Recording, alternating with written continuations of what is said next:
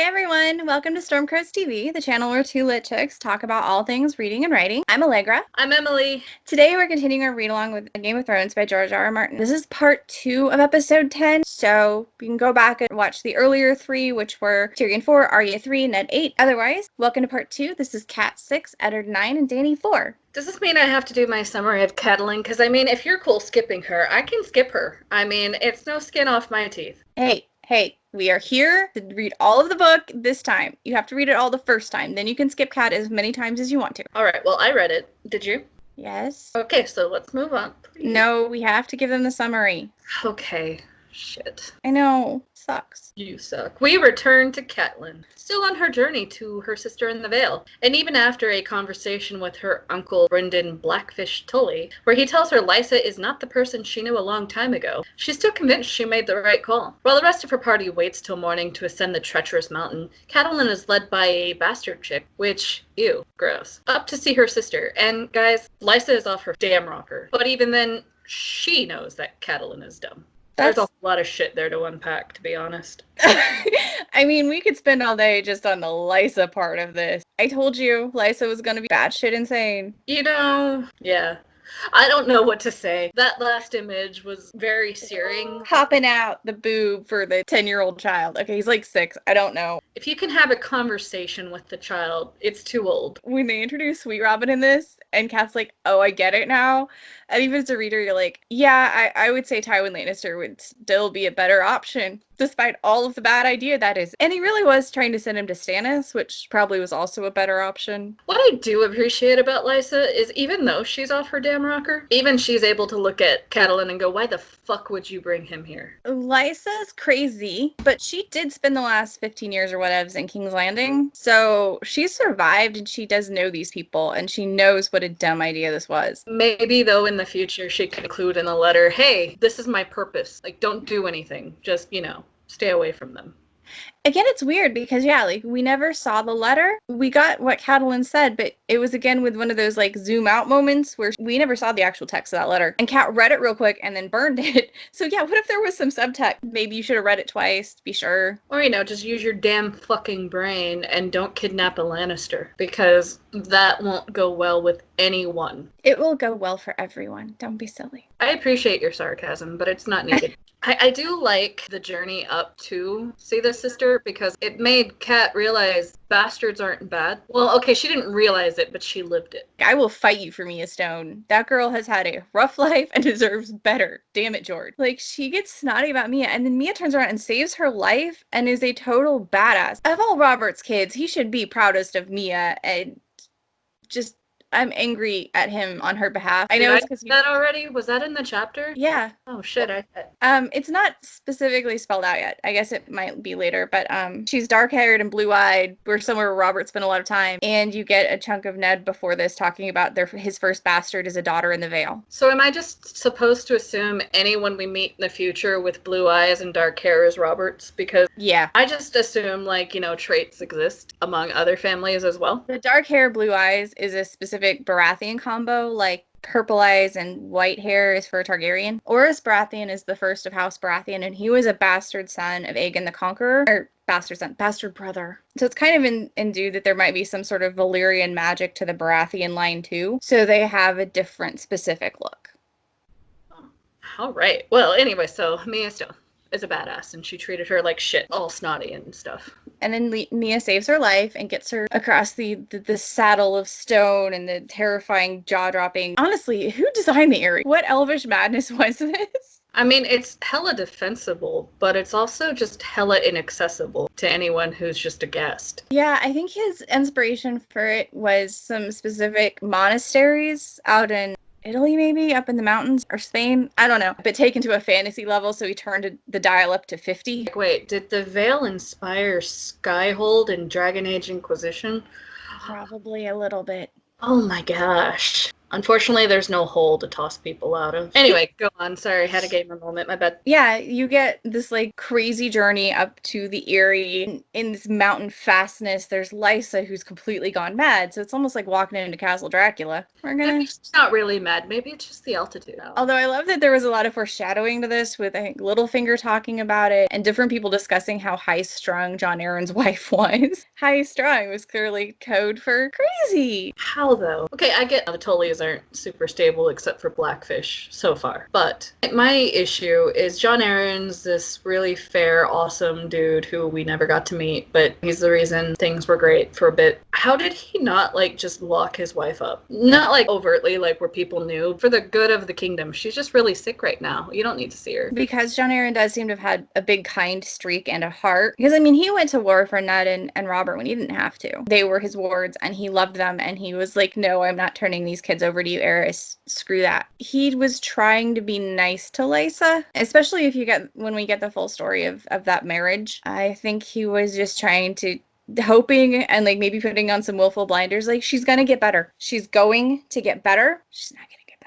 Yeah, it sounds like she got much worse. I guess my complaint then is, Catelyn, you're a shitty sister. Oh no, she's absolutely terrible sister. And it's like, yeah, it's not easy to traverse Westeros, but I mean, even if you see her once every couple of years, for you to not understand what's going on with your sister, leave Winterfell every so often. Please, just go visit your fucking family. Blackfish kind of beats her over the head with that. You had everything easy and Lysa didn't. Maybe you should have thought about that at some point in the last 15 years. And it's really weird to me because Kat and Lysa went from being the kind of sisters who were so close they had a hidden language, and then they got married, and we don't get anything from Catelyn about worrying about the way Lysa cut ties. So was Catelyn the one who was just like, oh, we have babies now, and I'm in the north, and I'm just not going to talk to Lysa because it's too depressing? I feel like that's what happened. I do too, because it's like, for as much as she doesn't like being a Stark and she mourns the old gods and I don't like how things are here, like, she's really insulated. It's self-inflicted. Ned doesn't seem like the kind of husband who would really throw a giant fit if you were like, hey honey, I'm gonna take a couple months every 2 or 3 years and go see my family in person. Why did he accept to be the hand in the first place? Who told him to? I This don't- is a guy who has an iron grip over his wife. And I'm not saying she needed to write to her all the time, and I'm not saying she needed to see her every few months, but every couple of years, take a journey, go see your sister, write a letter, do something. Maybe if you had gone to visit her, you'd know the state of politics in the South. No, because you insulated yourself so much. Not only do you not know how things are going outside of Winterfell, you don't even know your own sister anymore. I think there is a serious subtext reading thing here about the perils of isolationism.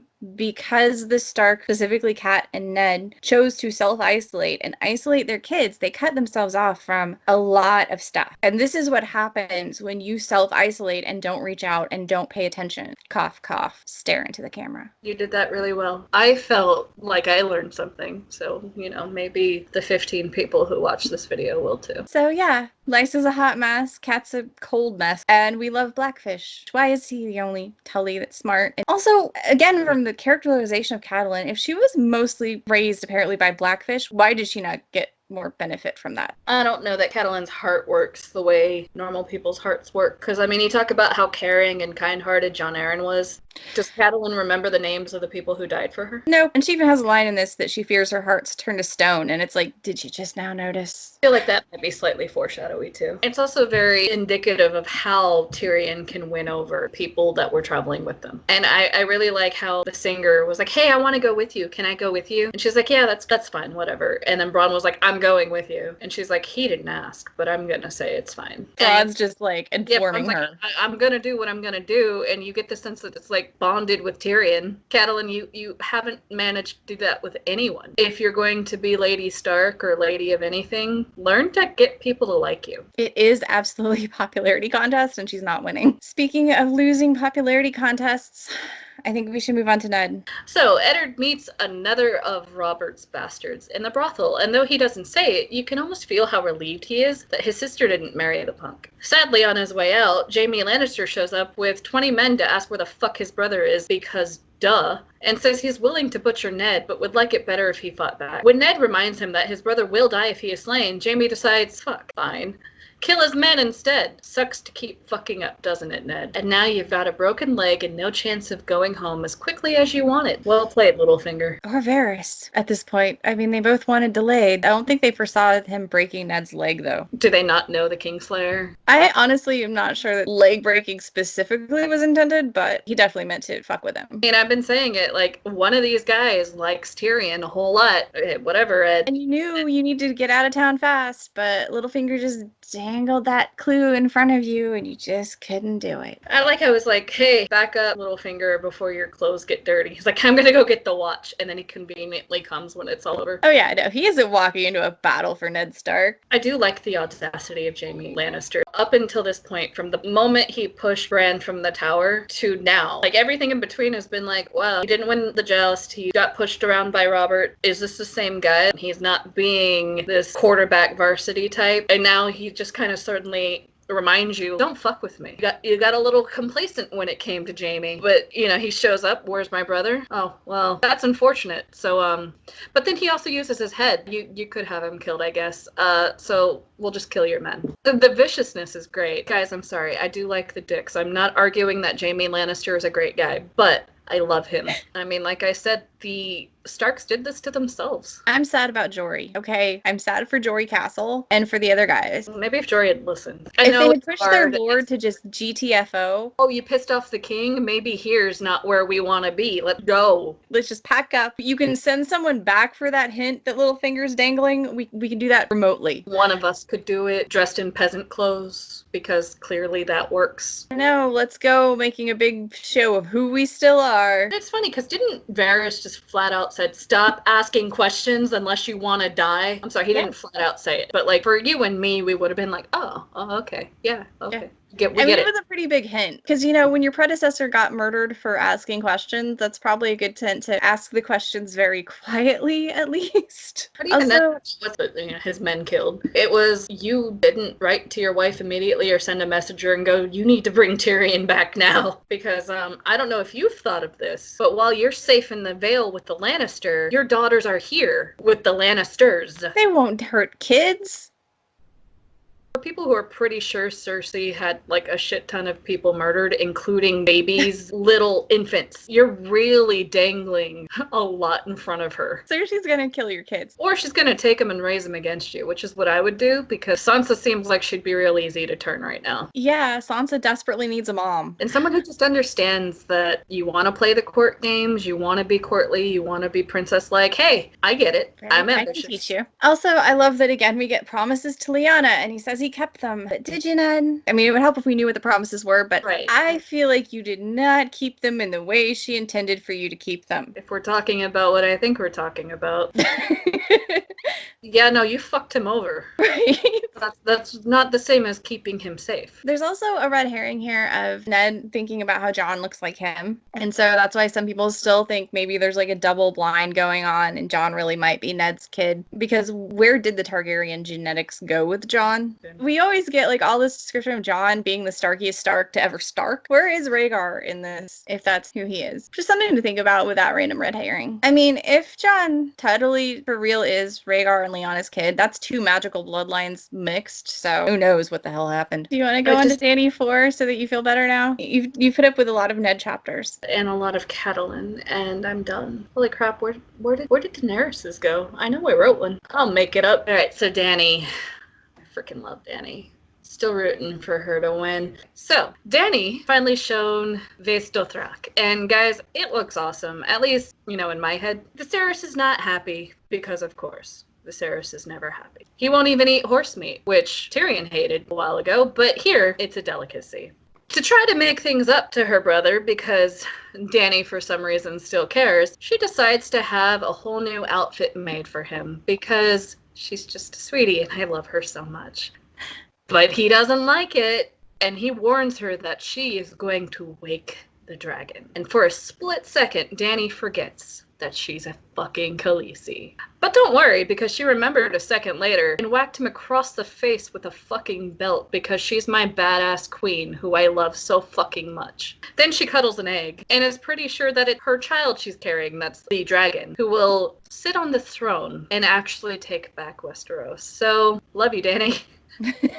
Don't stop believing. I love this Dany chapter so much. You walk into Vaestothrog, the creepy Forgotten Gods, and you've got Valyrian sphinxes and God knows what sort of critters and eldritch beasties and naked maidens and it's all these stuff that they've just kind of stolen to decorate their city that they've built for a prophecy that's vaguely like at some point all of the Dothraki will join together. Man, it's almost like Khal Drogo's trying to make prophecies come true. He's just a prop. He doesn't have his own agenda. Not like... I know what kind of prop he is. What I like about Vaes Dothrak is, for a civilization that's considered savage by the Westerosi, they have these very strict codes that they live by. And so when you think of like savagery and you think of just the general definition of it, you don't think rules. And yet we have that here. Like you can't draw a weapon in this area or, death. And they have the rules about like how they treat Khals and Khaleesi's, and they have like a caste system. And, this just doesn't sound very savage to me. It sounds different, but it doesn't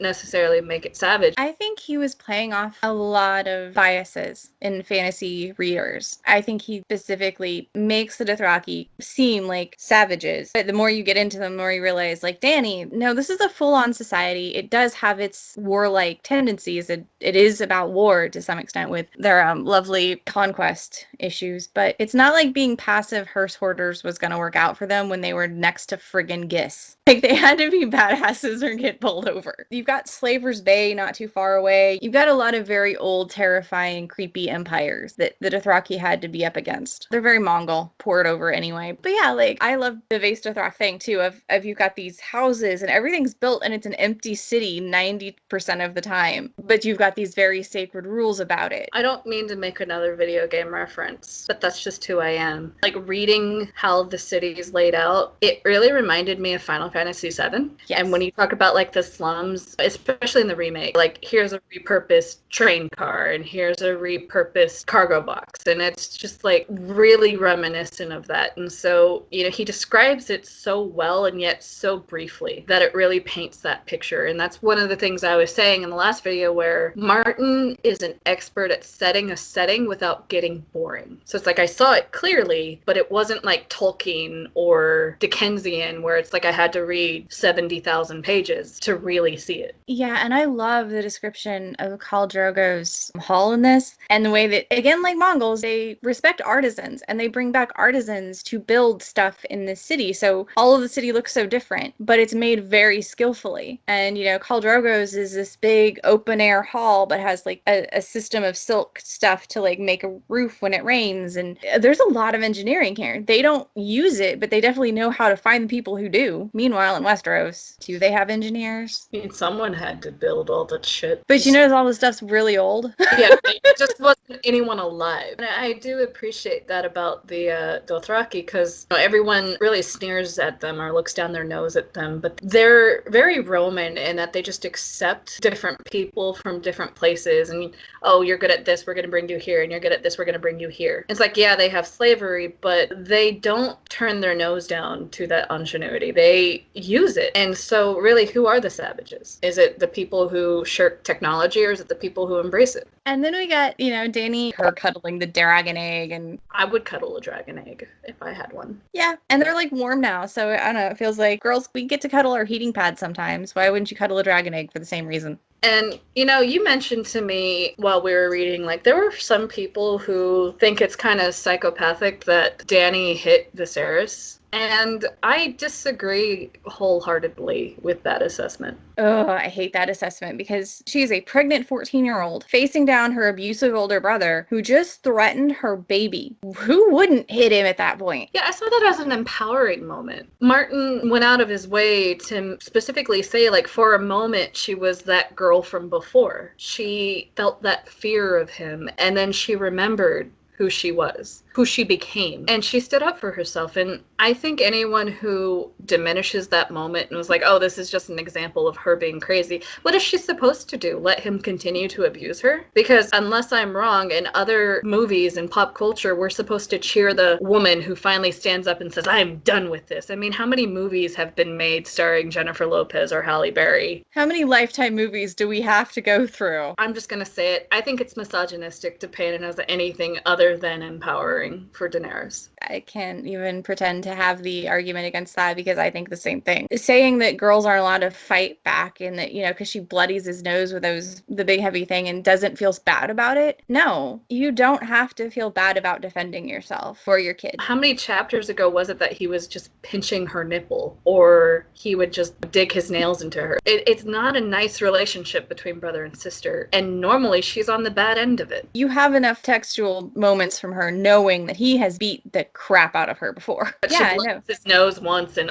ooh, she's insane. Mad queen. I love her, and I think she did the right thing, and go ahead, game out if she didn't hit him back. Like, that wasn't going anywhere good. Best case scenario, he just yelled at her, threatened her, left. More likely, he would have hit her or done something to hurt her. And who do you think would hear that? I'm not saying it would have been a bad outcome because Viserys would have either been beaten or killed. Probably beaten because Dany would have stepped in. But he probably had a lesser consequence because she stood up for herself. At the same time, she gains respect of the people who know she did it. Right? Like, her handmaidens are out there, like, silently clapping. Especially Dorea, who's gotten the worst of Viserys before, too. Yeah, because the whole reason he was pissed in the first place was because she went and said, your queen, or the Khaleesi commands your presence, and he was like, how dare you command me? That is her queen, essentially. That's how she would relay the message. Don't shoot the messenger. Viserys tries to shoot everyone. Luckily, his aim is bad. You definitely, there's no mistaking, get the sense that he is the only one who believes he's the king. Not even Dany believes it anymore, and she was the last of the believers. The boy has got to realize he's screwed. I think he does, and that's probably why he's so desperate to get his payment, even though Khal Drogo does not see it that way. You gave me your sister as a gift, and you will get your gift back when I decide you get it. The Westerosi sort of way of thinking is, no, that's payment, you pay me back. The window is closing, and that's why he wants it now. Dany was really one of his prized possessions. I mean, it's ugly and it's gross, but that's pretty much what she was classified as. He gave her to Drogo, and he's watching her slip away from him. I think Viserys is very well drawn as a character. You can definitely see every little piece with him, but Dany did nothing wrong here. I agree.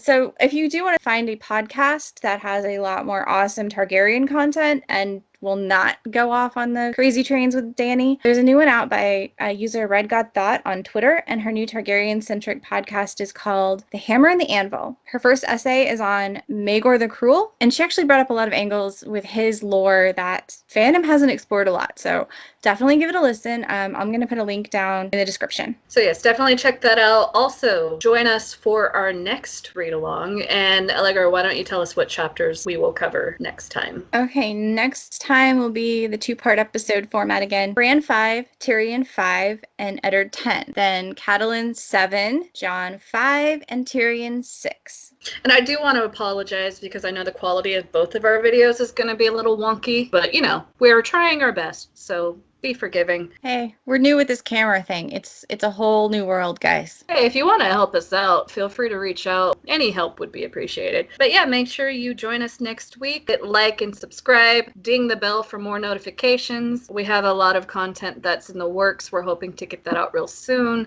Thank you for listening, and be safe, read a book, and have a great day. Bye, everyone.